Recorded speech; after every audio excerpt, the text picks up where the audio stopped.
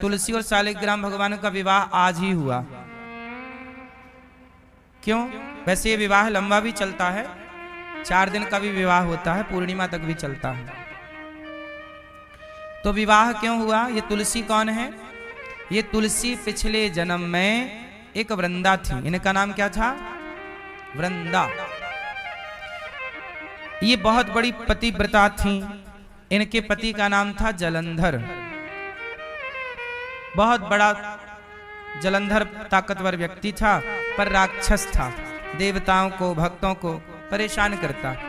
पर जलंधर की पत्नी जो वृंदा थी वो इतनी बड़ी पतिव्रता थी कि उसके पातिव्रत धर्म शक्ति के कारण उसे शंकर जी मार नहीं पा रहे थे। उसे कोई मार नहीं पा रहा था। फिर क्या करें?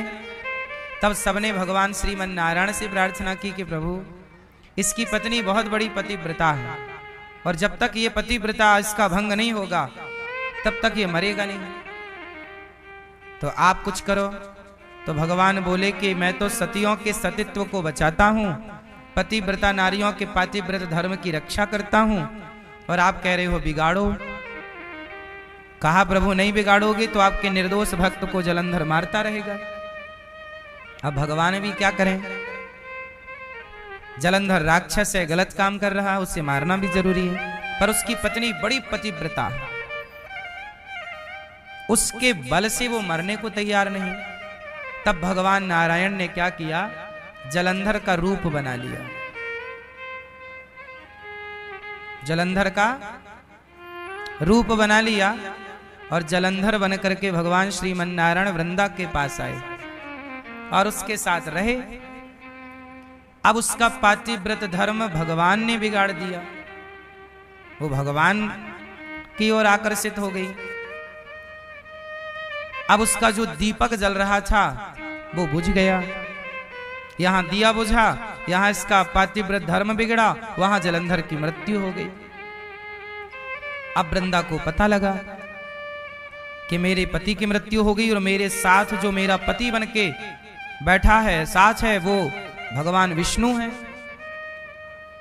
तो उसने कहा कि प्रभु, आपने तो मेरा सुहाग उजाड़ दिया।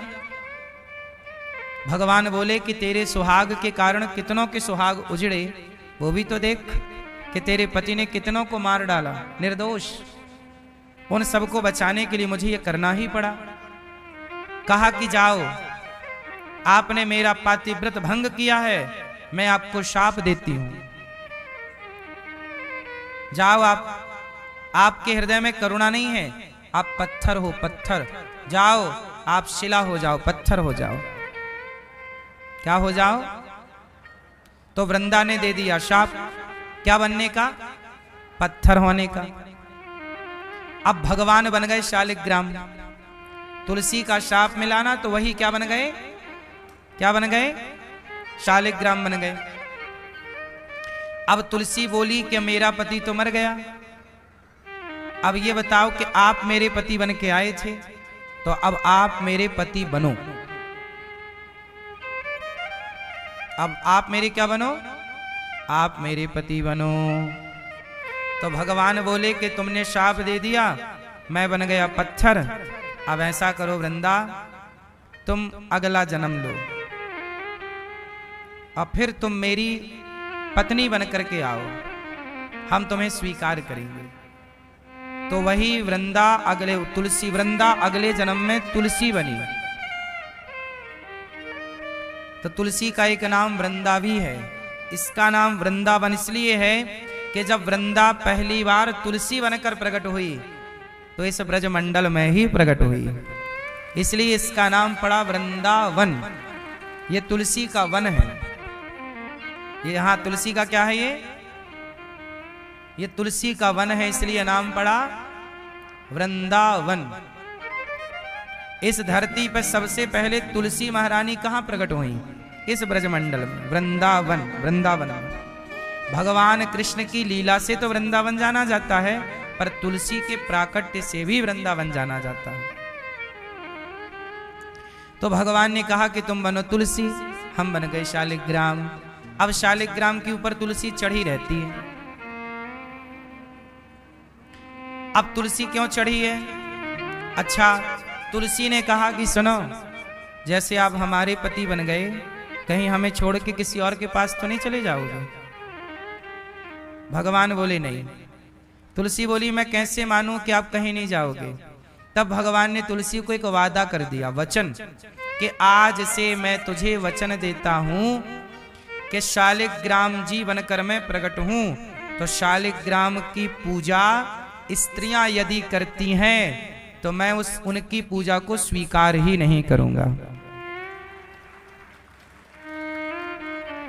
तुलसी स्त्री है, और एक स्त्री कैसे चाहेगी कि मेरे पति को दूसरी स्त्री छुए? तो शालिग्राम को आप नहवाओगी तो छूना तो पड़ेगा। और शालिग्राम जी ऐसे ही हैं, भगवान है ना, वो बेचारे शाप के कारण शालिग्राम बने। अब आप उन्हें छुओगी तो तुलसी गर्म हो जाएंगी, लो हमारे पति को छू रही है ये।